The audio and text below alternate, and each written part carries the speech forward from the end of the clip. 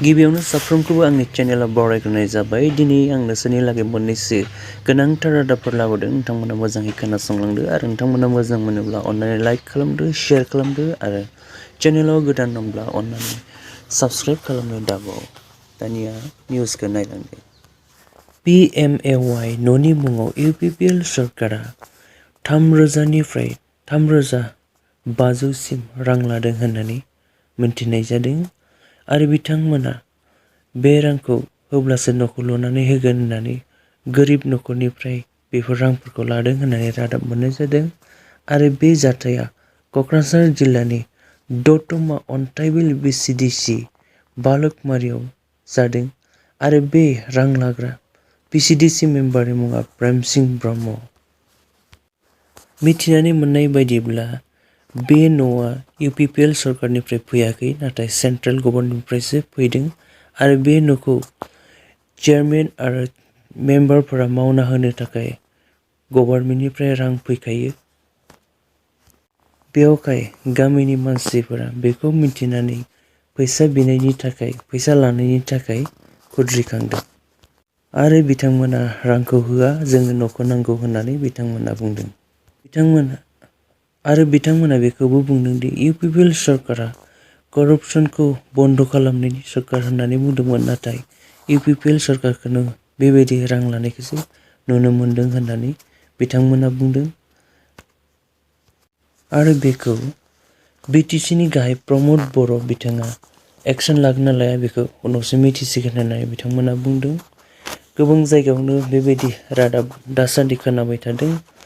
जोंनि बे उदालगुरि ओनसोलावबो बेबायदि रां लादोंना लायाखै नोंथांमोना कमेन्टआव लिरनानै हर। बबे ओनसोलाव बे PMAY न'नि मुङाव रां लादों नोंथांमोना कमेन्टआव लिरनानै हर आरो जों बेनि बागै सावरायनो हागोन। मानोना बेयो जोंनि मोन्थाइ, जोंनि मोन्थाइखौ जोङो दिन्थिनो नांगोन।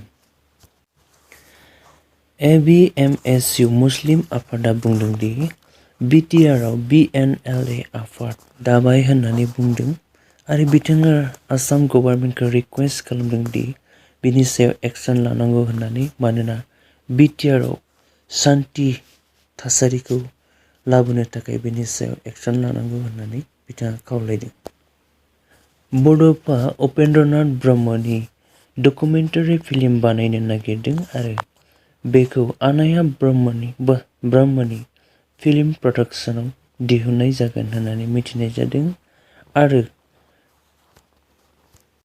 बिथां बड'फा उपेन्द्रनाथ ब्रह्मनि बागै रिसार्च खालामगोन डाइरेक्टर बिद्यासागर नार्जारी आरो जगजित सिंह। बिथांमोनानो नागिरनो नाजागोन आरो बिथांमोनानो फिल्मखौ बानायगोन। थांनाय हराव आसाम गलाघाटआव आसाम पुलिसआ सासे डकाइतखौ गुलि गावना जखम खालामो आरो बे डकाइतनि मुङा अकानि दासमोन। बिथाङा पुलिसफोरखौ एटेक खालामनानै खारनो नागिरदोंमोन आरो बेयावनो निपुल बरुवा कनस्टेबलआबो जखम जायो होननानै रादाब होनाय जादों। आसाम करिमगन्ज डिस्ट्रिक्ट जेलाव थानाय सुबुंफोरा हांगार स्ट्राइक खालामो आरो बिसोर गासै 100 जेलाव थाग्रा मानसिफोरमोन। बिथांमोना गासैबो ड्राग्सनि केसावनो हमजाजोबदोंमोन। बिथांमोनखौ जामिन होनाय जायाखैमोन आरो पुलिसफोरा बिथांमोनखौ गाज्रियै बाहायोमोन होननानै बिथांमोना बुंदों। बेनिखायनो बिथांमोना हांगार स्ट्राइक खालामदों। बिथांमोना गासै सानब्रै हांगार स्ट्राइक खालामनानै गासै 22 सुबुंफोरा हस्पिटालाइज जानाङो होननानै मिन्थिनाय जादों। बिथांमोना सानब्रै दै लोङा खामजाया हांगार स्ट्राइक खालामनायनि जाहोनाव बिथांमोना डिहाइड्रेट जाना बेराम जादों होननानै मिन्थिनाय जादों। बिथांमोनखौ बेनिखायनो हस्पिटालाव ट्रिटमेन्ट खालामनो दोननाय जादों। मैया महाराष्ट्रआव नासिक शिरडी हाइवे पाटिलगामि खाथियाव ट्राक आरो बासजों एक्सिडेन्ट जायो आरो बे एक्सिडेन्ट जानायाव गासै 10 सुबुंफोरा स्पट डेथ जायो, जायगायावनो थैयो आरो गासै 34 सुबुंफोरा जखम जायो।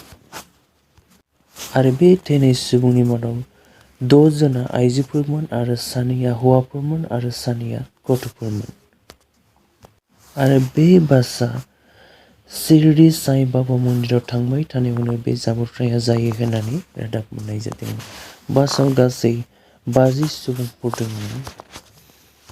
प्राइम मिनिस्टार नरेन्द्र मदि बिथाङा डिक्लेयार खालामदों दि बिथाङा थैनाय नखरनो गासै 2 लाख आरो जोखोम जानाय नखरनो 50,000 रां होगोन होननानै बिथाङा डिक्लेयार खालामदों।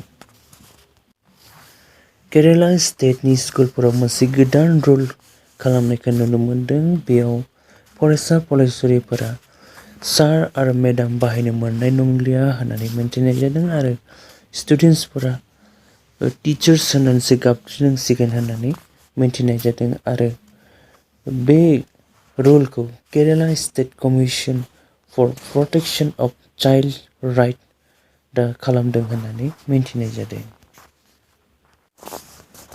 YMA मिजु आफादा बुंदों दि म्यानमार आर्मिया इन्डियायाव बम गारदों होननानै बुंदों।